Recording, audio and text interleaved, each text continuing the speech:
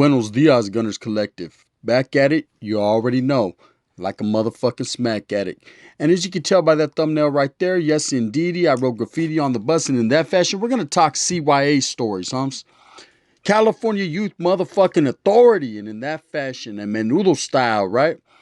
Yes, indeed, man. I could take it way back. We could take it on back, man. I got a lot of stories about C.Y.A and a lot of things I've seen in C.Y.A. Quiet as it's kept, I'm going to give you guys the fucking rundown. There's a lot of questions that get asked. Vatos always hit my DM. Hey, gun. Yeah, I'll hold.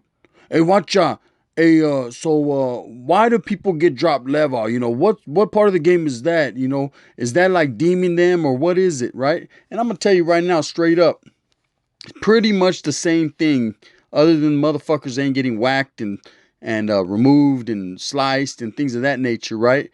What it means, man, is you pretty much were getting put on the leva. You pretty much were getting put on the shelf, and you had to keep the norte or the sur or whatever the case may be up out your fucking boca, right? You couldn't speak on it no more. You couldn't claim. You couldn't be out there wiggling with the homeboys. You weren't part of the ramflots anymore. You weren't part of the ramfla, the carro, whatever the fuck you called it, the 6'4". You just had to fucking do your own thing. You weren't embraced with the canalismo anymore or the homeboys. And how we used to do it is we gave you the benefit of the doubt. We gave you the benefit of the doubt. Of course, when we were down south in Nellis, we always pushed for more homeboys. There would be homeboys that would get there and they were scared. They were little kids, they were youngsters, they were scared. We all were kids, but they were scared and they were thinking, man, I'm down south, so let's get soft with our heads down here. And they just went based on movies and went based on what people would tell them that, anybody would think, man, them vatos are deep. We're up short. We're going to come up short. Vatos would get in their head, play the mind games with them. Talking about you guys can't use the microwave. You got to keep your shirts on. You got to do this when you go down south. So when they would get there, they already were ready for the hardships, and they already had it made up in their mind that they were going to go ass out backwards and let it go, And then a couple of them would get it, let it go down there. And hey, who were we? If you fucking let it go and you said you stopped banging, then it was what it was. We shunned you. We turned our back to you and we just kept it pushing and moved for the norte for what we were standing for, in our cause. And we used to hate to see it because it happened all the time. A lot of homies would get there. 10 of them would get there on a bus and 5 of them would be fucking MIA. We'd be like, yeah, I thought there was 10 homeboys. And the homie would be like, yeah, there was, bro. But these watos went to a compa and they decided that for no other reason, they should bow down like the West Side Connect. They weren't the gangster, the killer, nor the dope dealer. What these vatos were some suckers. They were on that soca shit. So, like I said, man, there was a lot of vatos that got there. And I would see them in the school area and just turn my back on them and go do my thing, man. The wiggle was real for me. Everybody is different. Every man has their own characteristic flaws. Every man is going to make the moves he makes. And in YA, it was like that. But here's the kicker, Vato. And in this fashion, Vatos would get back up north. They'd get shipped out. And then all of a sudden, bing, da, bam. Now, all of a sudden, they're making moves with thugs, right? You run into them in Preston, Carl Holton, DeWitt, Chad, whatever the case may be. And now there's some fucking top flight fucking Norteño of the world, Craig, right? Bang, bang. That wasn't going to happen. Their cobijas would get pulled.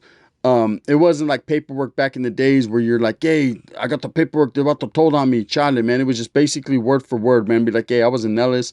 This vato down there, man, stopped banging. He wasn't with the fucking programa. He wasn't with the business, right? What this dude was down there, he had chorra in his fucking walk car, whatever the case may be. Whatever, a lot of vatos went asked out backwards. And we're just like, hey, he's no good.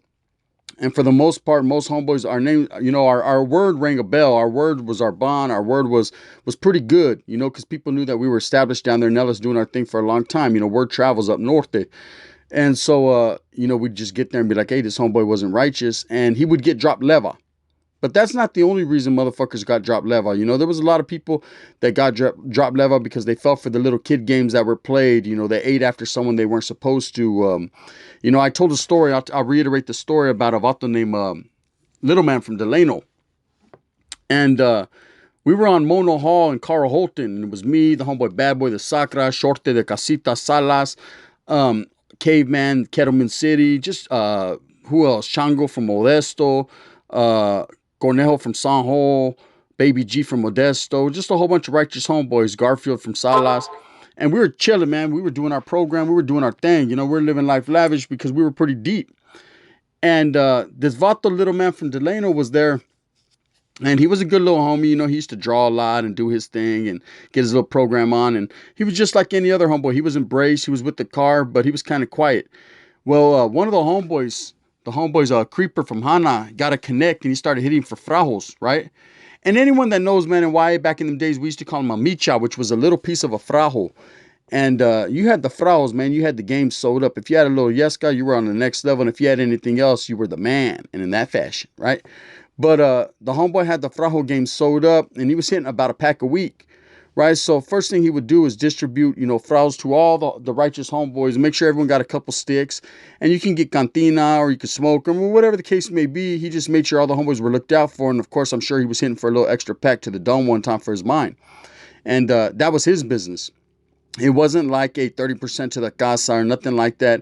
It was just he looked out for the homeboys. And we would even look out for other homeboys on different buildings, different compas, based on who they were. And it was all love because we were hitting and they would hit for shit and shoot it back. Anyways, so every homeboy on that compa would get 1 to 2 sticks. And a little man, of course, being a homie, would get his righteous 2 sticks. So everybody knew right there that you could sell the frajos. But at this time, we were in a lightweight kind of beef with the gavas, right? There was only probably about 10 gavas on the unit, but they had got this little skinhead that came. His name was Eyeball, man. I forget where he was from. He had a big old eye tattooed on the back of his head. And he was trying to push that skinhead line. And so instead of removing him and getting rid of him, we kind of let him wiggle, do his own thing, but we kept our eyes on him. Orale, Eyeball. Our eyeballs were on you. All eyes on him. And in that fashion, menudo style, if this motherfucker would have acted any type of funny, he would have got placated right there and snatched up. He knew what time it was, man, so he kind of kept his fucking comments to himself, but we could tell that he was rallying his troops. Quietly as it's kept, like I said, everyone was getting these frajos. We told all the homeboys, hey, man, these gavas got nothing coming, so don't sell to them. You can sell to the Africanos. Even the Surenos can get in the mix, man, if they got the feria. You know what I mean? But at the same time, these gavas are off limits. They got nothing coming, basically, not from us. And for some reason, every time we'd go to the yarda, everyone would go in the corner and try to smoke. You try to smoke in the cuts where the placas couldn't see. You'd get caught. The placas already knew what time it was. They weren't really tripping. They'd be like, turn it out. And you throw it real quick or whatever. Hit it one more time and wiggle. But we noticed these gavas were in the corner smoking a lot. So us knowing the compa and how we had it, we were the only ones fucking hitting right there for anything. The Surenos might have hit every once in a while, but they were out of bounds, man. They were up north, so they didn't really have anything coming. Just likewise, when we were down south, man, we had to kind of go through the Africanos because we didn't have shit coming. Every once in a while, we'd hit a pack and we'd make that motherfucker last forever like he sweat. So Trip, we already knew that they were getting frajos from some homeboy, so of course we go straight to the homeboy Creeper like, hey, are you dealing with the gavas? Because he was a white boy himself. He was like, Charlie, man, I don't fuck with those J-Cats, right? And no disrespect to the gavas, man, to the white boys, man. It's all love in here, but I'm just telling you how it was, back in them days. And so he was like, Charlie, man, the motherfuckers ain't got nothing coming from the boy. Well, all right, cool. And we tracked it down to this Vato little man from Delano, right? So, of course, me and the homeboy Bads, being the representatives basically for the compa, because we had been there, not the shot callers, but basically the mouthpieces for the homeboys, we go up into his cell and get at him. Now, the makeup of this fucking unit is, it's dorms on 2 sides with a fucking a pod in the middle, meaning that's the cop, the tower, basically the office. And there's a wall, and there's one side, and sometimes they shut that door and that they program on the other side, and then there's a fucking the other side, you know what I mean? And then there's a ramp. And there's like I think it was 6 or 7 cells on this ramp on each side. And if you had a cell, you were doing big things. Most motherfuckers wanted to be in a cell because you felt like you were you were living penitentiary style. Plus, it's a little bit more privacy. I myself didn't mind either way. If I was out in the dorm, I was gonna wiggle, make shit happen, night crawl, go kick it with the homeboys, and post up. But at the same time, for the most part, I was always in the cells because I had been there for so long and well established, right? I had a good holiday. And anyways, Trip.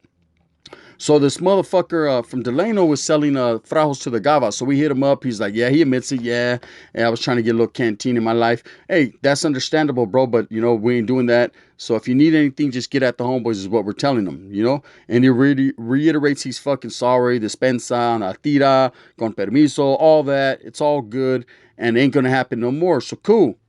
About a couple weeks later, we noticed the Gavas are fucking hitting again, and they fucking got frajos, right? So we already know what time it is, so we go get at him. He was like, hey, bro, I had a visita coming up. One of them had some firme tramas. I needed some new pants. So I did it this way, and I did it like this and like that and like that. And he sold some more frajos. He went against the grain. So again, we gave him another chance.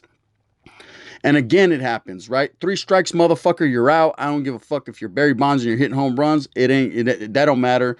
We're pissed, right? And so me, the homeboy Shorte from Casitas, that's my fucking homeboy right there, and Bad Boy from Sacra, 36th Street, Frank Lone, right? We sit down and we start talking amongst each other and get at the homeboy Chango from Modesto and Clumsy from Hanas también, Hanford. We're like, hey, trip out. We're going to fucking do this dude in. It's time for him to go. We don't want him right here on this compa no more. This was going to be the first removal, and in that fashion, hands on.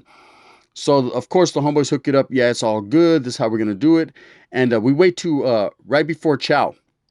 And I don't know the reasoning behind it, man. It's been so long, 30 fucking years, I forgot. But the reasoning was we're going to hit him fucking right before chow. And we weren't going to fucking use weaponry. It was just going to be hands-on. We were weapons, Vato, back in them days. We were going to fucking put hands on this dude. And so he's sitting in his cell drawing, man, and it's shower time. Vatos are going in the shower, which was the perfect opportunity because the placas can't keep their eyes on what's really going on. But quietly as it's kept, and there was a placa in on this shit. There was a placa that pretty much she knew what time it was, and she was going to turn the other way and let the fucking movida happen, because she already knew. She already knew what time it was. The homeboys fucking pretty much had it sewed right there. So me, Shorty, and Bad Boy go run up in his cell. And when we walk up in his cell, he's sitting on his bottom bunk and he kind of looks up. He didn't have a cellie at this time for some reason or another. I don't know what the case was, but he just didn't, which was better because his cellie would have got the mix too. He'd have got mixed up. Unless he was a good homeboy, he would have participated. So the Vato fucking looks his head up. He was like, oh, fuck, right? And we walk in there, and Bad Boy, you got to understand, this time he has some crazy-ass eyes. He's looking everywhere. And I immediately start breaking the cell down. And what I mean by breaking the cell down is I start fucking moving the desk over, the chair, making room so we can fucking handle business, right? So he's watching me break his cell down, and I'm not saying nothing. And Shorty's just sitting there pacing back and forth with his little bow legs ready to do it Salina style. And Bad Boy's all googly-eyed, fucking crazy looking. And Bad Boy hits him up. And he says, hey, you a Norteño, Holmes? And the fool looks up like, yeah, why, what's up? And he goes, what'd you say? And the Vato's like, I'm a Norteño. And Bad Boy says, oh, is that right? You're a Norteño? And he says, yeah. And Bad Boy was like, so if I told you keep north out your mouth, then what would it be? He's like, I guess it would be what it is. Bing! Bad Boy hit him and said, well, that's what I'm telling you. Full staggered back. We were on him like a pack of fucking hyenas. And in that fashion, I'm trying to hit him with the desk. It just went crazy. I remember at one point, man, Shorty hit him so hard, broke his whole fucking nose. We had this Vato looking like, we were doing him in there like fucking Captain Caveman style, I mean, we were in there smashing him. And it was an ugly situation. The Vato was looking like a Rocky Dennis from Mask when we were done with this motherfucker. Anyways, boom. We smash him real bad. He can't even talk. We leave him where he fucking laid at on his bottom bunk, and we smash out. Boom, go straight to the showers, jump in, wash all the blood off us, and wiggle to the day room. Of course, it's chow time, so there, it's not like you can sit back and stay on your bunk or none of that. You got to go to chow, So the Vato comes out for chow, and there's a senior there. But the senior was the senior youth counselor. Basically, the YC is the main one running the whole compa. But he's sitting there, he's giving us the speech. He would talk to us and tell us what the program was for the night before we went to chow. And then we'd come back and then program. And he's doing his little spill, man. And he takes one look at this dude. He said, who the fuck hit you with the Mack truck, right? And the Vato kind of puts his head down. Of course, man, they sent us all back to our bunks, talking about we're on lockdown. And quietly as it's kept, I don't know if he said something or who said too much, but they snatched me up. They didn't snatch the other 2 homies up. They snatched me up. And they put me in the Oyo Yuba Hall, which was the Oyo at that time. And I get a little 115 or whatever the case may be at that time, a little write-up, and saying that I was involved in a unilateral assault. I assaulted this motherfucker one time that is gang-related, this, and that, whoop-de-whoop. Of course, I fight it. A couple days later, man, they drop it because they can't prove, that it's gang-related because it was north on north. And that was it. Red on red. Back in them days, there was red on red, so it didn't really matter. We come back. Vato fucking decides that he doesn't want to be on that compa no more and wiggled, right? He wiggled to Tejon Hall, which was another compa, and that was that. So that was basically him getting dropped Leva for going against the grain. But there's a lot of different reasoning behind Vatos getting dropped Leva. Like I said, I've seen instances where Vatos had fucking clean shoes and they weren't really fucking about their business, and motherfuckers wanted their shoes, so motherfuckers would take them and press up on them. There was always a lot of oppression. There was always a lot of playing with people's heads, man, spinning them up, telling them to do things, man, that necessarily they didn't want to do. And if they did it, then they would be deemed no good because they were suckers. There was some that Vatos would get there thinking they're big, Billy Badass, the motherfucker on the tira. They're gonna run some shit. Later on, homie, they're shiny shoes. Simon, Onda does shiny shoes. They're shiny shoes, they're shiny fucking boots, and that's what it was, and they're Leva. And of course, you had Vatos that try to go the Christian route. You had Vatos that were just not with the business, man. It was a rules for the Northerners as well as the Surenos was one jump, all jump. Meaning, man, if it was gonna be in the bliñas, that's cool. You can call whoever you want out. You can handle your business. But man, if it was something out in the open, one jump, all jump. If you see one homeboy getting it, you jump in no matter what. Everybody's gonna get it. And that's how the melees always happen. The rayetas, the melees, or whatever the case may be. Motherfuckers were smashing. Plain, simple, and period. And in that fashion. But Trip, so fucking I remember being down in Nellis, and what the Southsiders had was a thing called not firme, right? Which was Leva también. And they would deem vatos not firme to walk the línea. And I seen plenty of times where they smashed down fools, or they would have certain vatos that just weren't no good. You would think that they were still active and they were still functioning, but they really weren't. They were deemed Leva, deemed no good, and that's what it was. I can't sit here and get into the intricacies of what they had going on because at the same time, I don't know. I was never right there in their mix to listen to the political makeup of what they were doing. But I know that their level was pretty much the same as our level. These motherfuckers were no good for one reason or another. And I remember one time, there was a vato that got there. He was from Laverne. He was a Southside. We're on Kennedy, compa. And he got there, and I tripped because, man, there started becoming a lot of activity with the Southsiders. Motherfuckers was moving and grooving around, talking, whispering. We was getting past. And the homeboys were on point because we're like, oh shit, it might kick off with us. But it had been like a fucking a soft defensive stance for a long time. Vatos were getting down in the bliñas. Everybody was programming, having frajos, doing their thing. We would wiggle in the school area and it would be on and cracking. But as far as on the compa, nothing was really fucking taking place like that. So I started getting at the one of the main shot callers that was there was a vato from Calexico, and I pulled him to the side. I'm like, what's the business, bro? Is it gonna crack, or let me know. And of course, if it was, he wouldn't have fucking told me shit. But he was like, nah, chale, bro. This vato just came from Laverne, and there's a lot of these vatos here. And at that time, the barrio that was deepest there on that compa was Pomona 12th Street Sharkies, right? Shout out to the man, San Gabriel Valle, man, Pomona 12th Street Sharkies. Them motherfuckers were with the business, no doubt about it. I've told stories about them, and they're gonna get their own spiel soon. But Trip, they weren't liking this vato from Laverne for one reason or another. I don't know if they were enemigas on the calles. I don't know what it was, but this vato was in trouble. I'm saying, when I say in trouble, I mean they were gonna really deal with him. And man, pobrecito. These vatos moved on him quite viciously. Not only did they jump him and beat him up, a few of them went to the oil. Then he came back. Then they fucking jumped him. They jumped him about 5 times. Then they all went one-on-one with him. Then they all took his cantina. Then they all fucking... bro, it was a cold situation for this vato, And I was thinking, hey, he's probably a righteous dude. He kept coming back, kept handling his business. But this Spencer, man, they were just on him like they were taking bites out of him like some fucking sharks that they were, right? And that's just what it was. That was the one time that I seen a situation where, man, this vato didn't stand a chance. They didn't even trip off Nortenos at that time. They weren't even focused on us. They were focused on this motherfucking vato from Laverne. They were giving them the business. Quietly as it's kept, at the end of the day, man, about a year went by of them just fucking tearing them up. And he never left. He never folded. He never creased, Holmes. He stood right there posted and roasted, man, and doing his thing.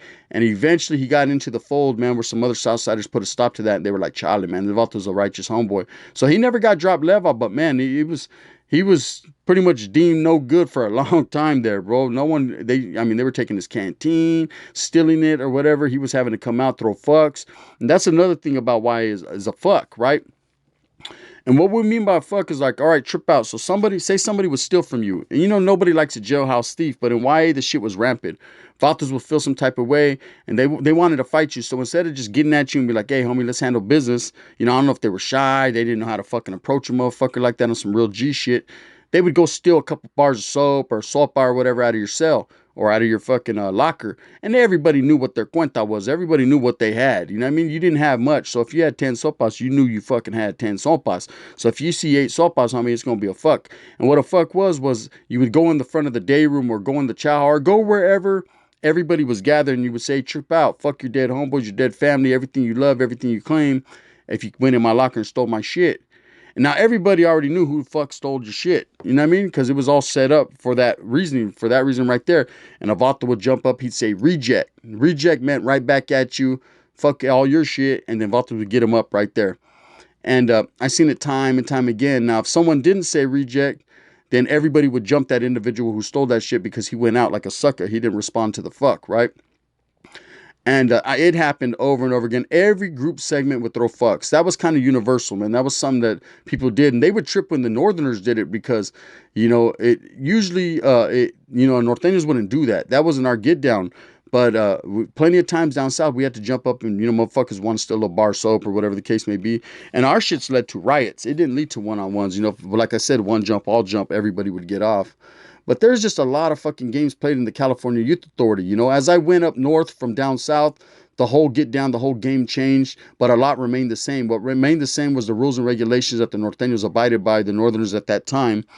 And, it was all love, man. It was all love. It was all embracement. It was all canalismo. But at the same time, man, there was a lot of games still getting played, a lot of Y.A. games that were universal. You couldn't eat after different group segments.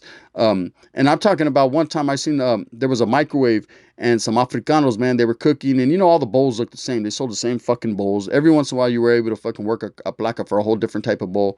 And so you would know. But people would put their names on the bottom or on the top of the lid. But anyways, these Africanos had their sopa on top of the microwave. They were waiting. That means they had necks.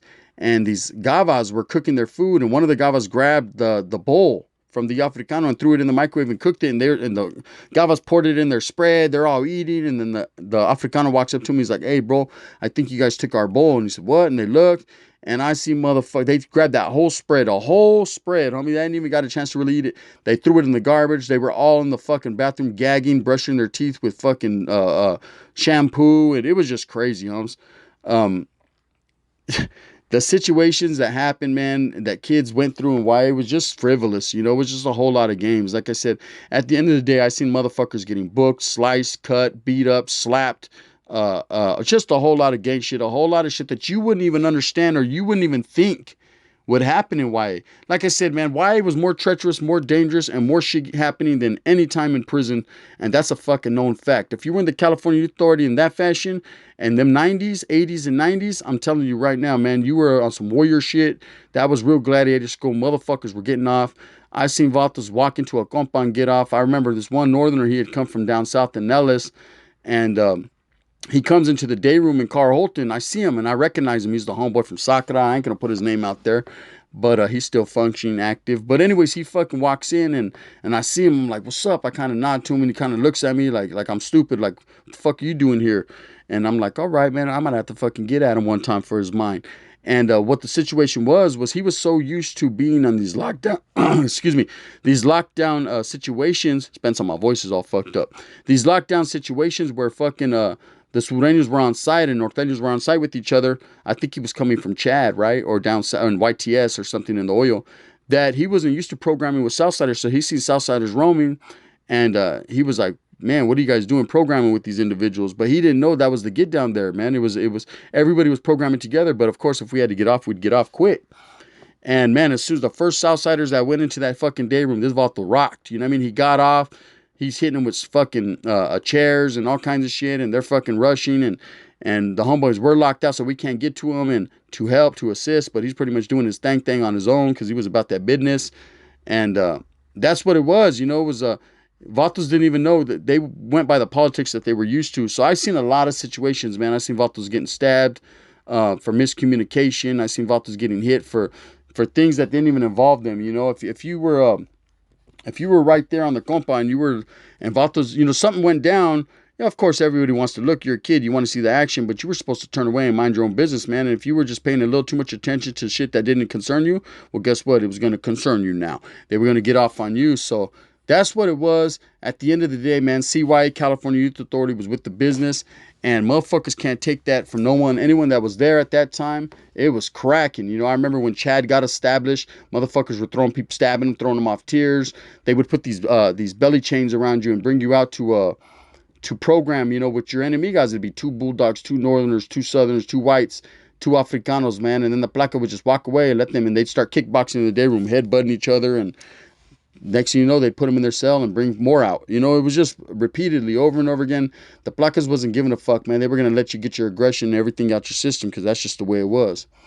Anyways, I hope that you guys move fast with a purpose. This was just a Y.A story, one of many. We're going to continue many, many motherfucking more. You already know the gun. I got it bang banging in that fashion, and we're going to do it like that. So Trip, I hope that you guys got everything that you want coming to you. I hope that you move fast with a purpose. Remember, at the end of the day, that's called hustling. That's really going out there and getting it for your familia. That's what counts in this lifetime, man. Your peoples. Those are your real peoples. Those are the ones that got your back at the end of the day. Those are the ones that you should have their back.